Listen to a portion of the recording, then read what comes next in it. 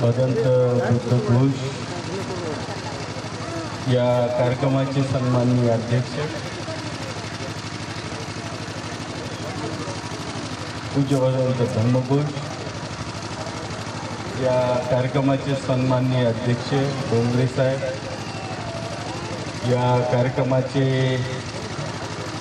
प्रमुख वक्ते सुप्रसिद्ध आंबेडकरवादी विचारवंत परखड वक्ते आदरणीय प्राचार्य गवई साहेब, जयंती मंडळाचे अध्यक्ष उत्तमजी खंदारे, सगळ्यांची नावं घेण्यापेक्षा सर्व जयंती मंडळाचे पदाधिकारी आणि माझ्या या सभामंचकावर उपस्थित असणारे सर्व प्रमुख, माझ्यासमोर मोठ्या प्रमाणामध्ये उपस्थित असलेले कार्यकर्ते, आमच्या माता भगिनी, असं गृहीत धरून मी अगदी 2 मिनिटांमध्ये प्रास्ताविक करणार आहे की आपण सगळेजण जेवण करून आलेला आहात. त्यामुळं तयारीनं आलेला आहात आणि तयारीनं आलेल्या लोकांना ऐकायला काहीच हरकत नाही.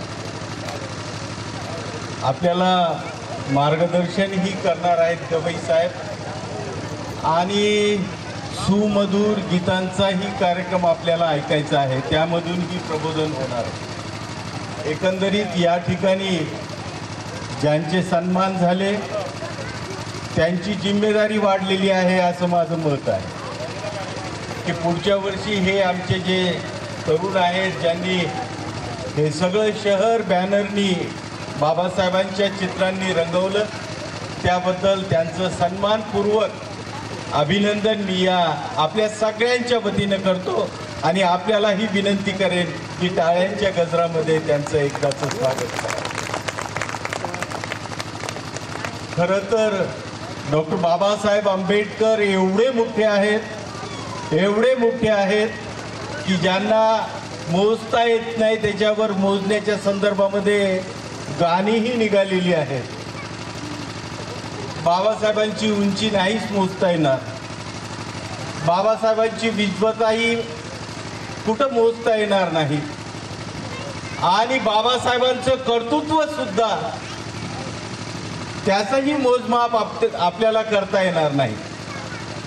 साधी गोष्ट तुम्ही लक्षात घ्या की डॉक्टर बाबासाहेब आंबेडकर हे नाव घेतल्यानंतर आमच्या सगळ्या कार्यकर्त्यांमध्ये नवचैतन्य निर्माण होतं.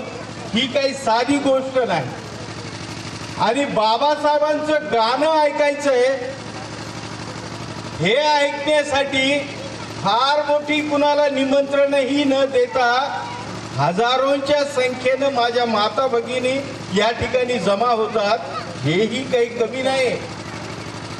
बाबासाहेब असं व्यक्तिमत्व आहे की फक्त या कार्यक्रमापुरतं, कार्यकर्त्यांपुरतं, आमच्या माता भगिनींपुरतं इतकंच बाबासाहेबांचं महत्त्व आणि कर्तृत्व नाही. डॉक्टर बाबासाहेब आंबेडकरांचं कर्तृत्व हे जिल्ह्यापुरतं, गावापुरतं, राज्यापुरतं नाही, देशापुरतं नाही, तर डॉक्टर बाबासाहेब आंबेडकरांचं कर्तृत्व हे जगाच्या पाठीवर सर्व देशांमध्ये डॉक्टर बाबासाहेब आंबेडकरांचं कर्तृत्व आहे. असा नेता, असा विद्वान, असा विचारवंत, असा बाप आम्हाला मिळतो. मला असं वाटतं यापेक्षा दुसरं भाग्य मला नाही वाटत की दुसरं काही भाग्य आहे. ज्यांचे बाप आपण पाहतो त्यांच्या बापाला बट्टा लागलेला असतो. अनेकांचे बाप असे आहेत मी पाहिलेत, आपणही पाहता वाचता तुम्ही की त्यांच्या बापाचं नाव घ्यायला सुद्धा लाज वाटते असेही बाप आहेत. पण आमचा असा बाप आहे की ज्यांचं नाव तुम्ही आम्ही तर घेतो पण परजातीच्या माणसालाही बाप म्हणून स्वीकारावं लागतं. हे आमच्या बापाचं मोठेपण आहे. डॉक्टर बाबासाहेब आंबेडकरांच्या बाबतीमध्ये कितीही बोललो तर ते कमीच होईल. या आंबेडकर जयंतीच्या निमित्तानं पूर्णा शहरानं अनेक प्रकारचे नवे उपक्रम या ठिकाणी राबवले, सांस्कृतिक कार्यक्रम राबवण्याचा प्रयत्न केला, अत्यंत देखणी अशी मिरवणूक काढण्याचा प्रयत्न केला। या गावामध्ये सर्व जाती धर्मांच्या लोकांना सोबत घेऊन सलोखा आणि एकोपा निर्माण करण्याचा प्रयत्न केला। हे सर्व डॉक्टर बाबासाहेब आंबेडकरांच्या कर्तृत्वाची देण आहे हे आपण पाहतो।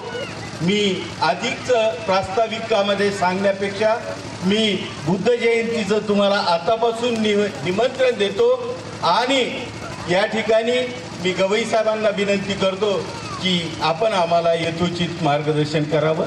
धन्यवाद। जय भीम।